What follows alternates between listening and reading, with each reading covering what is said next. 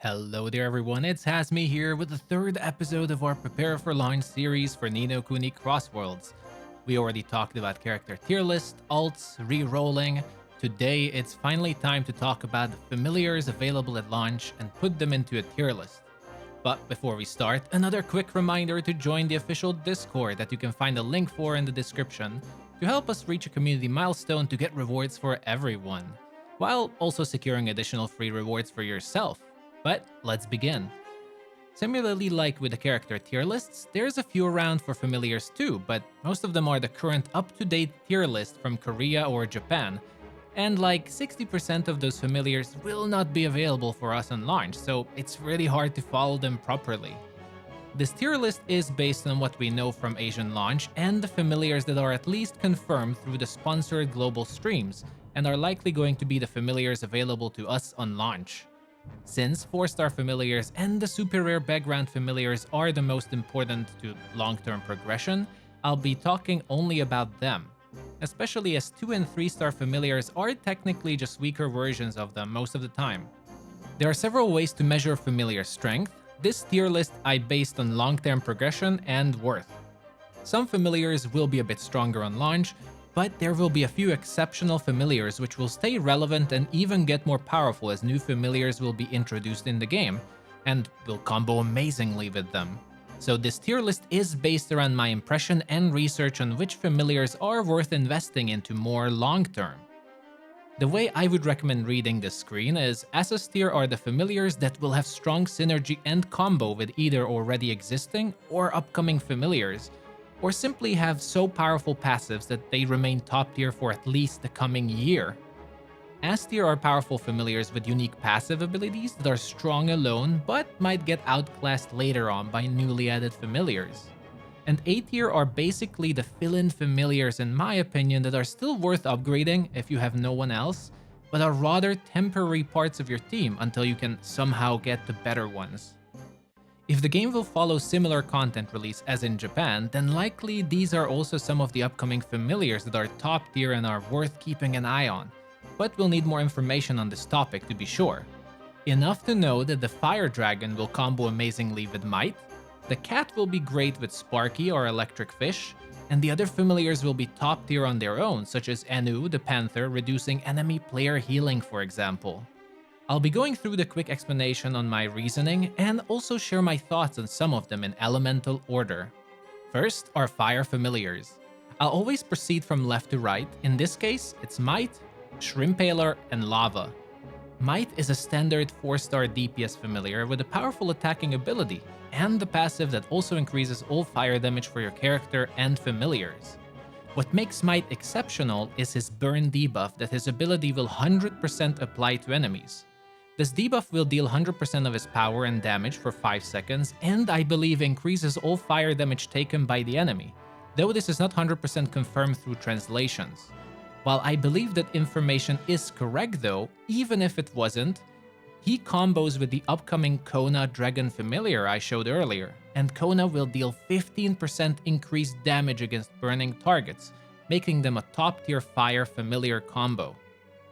Shrimpaler is a temporary but decent healer familiar for the fire element, and his passive reduces all fire familiar cooldowns while also increasing their damage. Lastly, here's our top tier Lahva. He is incredible in both PvE and PvP, even completely unawakened on level 1, as his special ability gives immortality for 2.5 seconds when you fall under 2.5% health. Once this immortality ends, you immediately get healed back by 7.5% of your health. This ability is insane. Not much needs to be said frankly, and it can be comboed with so many things including healing. Moving on to our water familiars, we have Sea Drake, Splisher, and Plessie. Sea Drake is a powerful attacker, and he gets a stacking power buff for each water familiar in your team. What makes him top tier on the other hand is his special ability that can silence enemies up to 3 seconds in both PvE and PvP, disabling others from using abilities. Splisher is your temporary healer, similarly like Shrimpaler was, but one of the upcoming familiars is Sepia, and they'll be a better healer option here. Third, we got Plessie, and what makes them so powerful is their passive water damage boost, and their active ability inflicting freeze debuff on the enemy.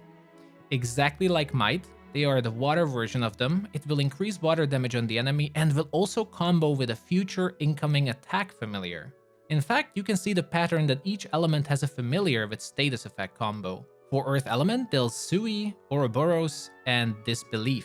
Sui is an amazing tank familiar with both a passive and an active damage reduction skill, with the latter reducing your damage taken by at least 12% for 7 seconds, making it a great choice for tanks or if you need some more survivability, while also giving increased resistance against several status effects such as stuns or knockback. Oroboros is the only powerful attacker in the Earth Element, sadly, and that alone makes him top tier since there's no one else you can really use for attacking.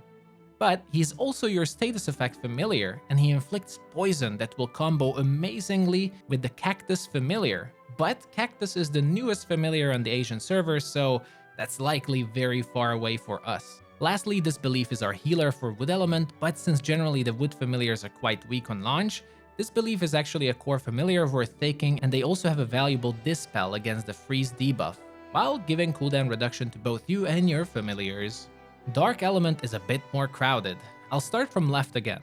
Sling is top tier PvP familiar, period. They give flat increased damage against other players up to 7%, and they deal damage based on maximum health percent.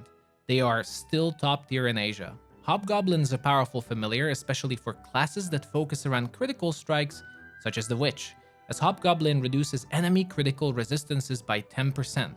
Penguicorn is our temporary familiar for dark healing, just like the other healers, specializing on certain status healing and cooldown reduction while giving a bit of critical damage increase. Kokou is a tank familiar, and I believe we might get him from an in-game login banner, but it's not 100%. He is not bad. He specializes around reducing damage taken from boss enemies and enraged boss enemies, so can be useful for those tougher encounters, but it's definitely a niche choice. Dinocerus is our status effect attacking familiar for the Dark Element.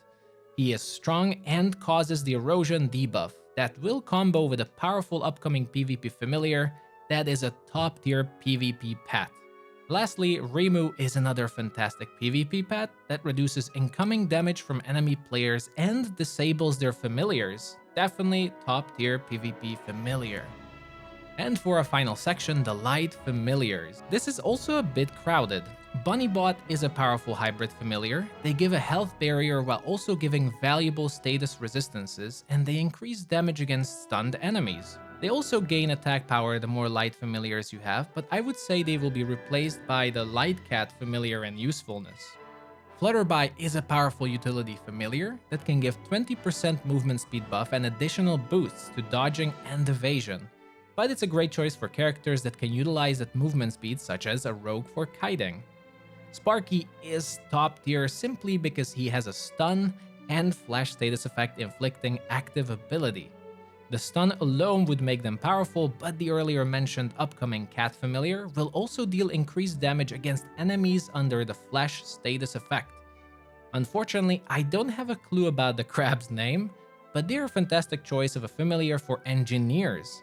They give brief invulnerability to nullify damage on command, but they also boost the effectiveness of your potions and all your healing abilities. And they also give a boost to your familiar's skills. Lastly, our monkey, Thumbelemur, is the generic healing option for light element, healing and removing the erosion debuff. And with that, that is my tier list for the starting familiars likely coming on launch. But if there will be any changes, I will definitely update with a newer tier list. We just have to wait for launch and see if my predictions and everything they showed on the press versions is correct. I hope this gave you a good insight on the different familiars and what they are all about, potentially giving you an idea who would you like to get or combo with your chosen class. If there's also an interest in a video potentially that gives you familiar ideas and combos for the individual classes, then let me know in the comment section and I will also think about how we could make a video about that topic. But thank you for watching as always. The Prepare for Launch guide continues and I'll be giving tips and warning on what to avoid doing in the coming days. Stay tuned for that. Until then, be good everyone, remember to join the official Discord, and I'll see you all the next time. And meantime, feel free to check out the rest of my videos. Bye bye.